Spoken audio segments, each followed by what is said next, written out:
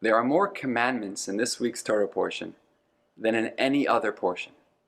And many of those commandments are there to teach us compassion, sensitivity, how to be considerate of other people and their property. And then at the very end of the parsha, the very last commandment is to remember our enemy, to remember Amalek and remember what they did to us. And we're asked to remember specifically Amalek and no other enemy, no other adversary.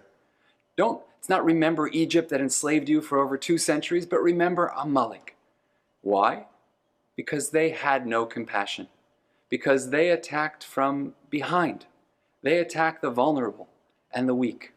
And the Torah says not only remember, but timched zecher Amalek, which means wipe out the memory of Amalek. And I once heard a beautiful interpretation that the word for wipe out, timched, in Hebrew can also be the word protest.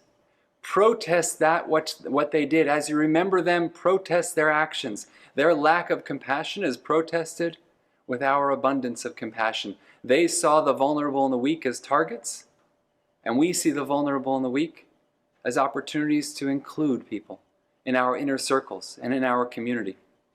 My teacher, Rabbi Avi Weiss, often taught that many people go to a wedding and you see the dancing, and most people are looking at the inside of the circle to see who's in the middle of the circle, who's dancing.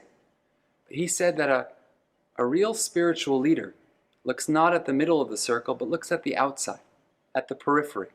Who's not dancing? Who doesn't feel comfortable? Who feels vulnerable? Who feels ostracized?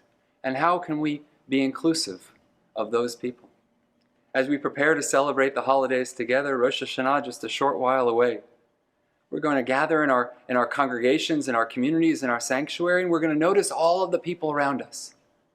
But the sacred lesson of our parasha is that we also have to be mindful of those who aren't there, of those who are not included in the inner circles of our community.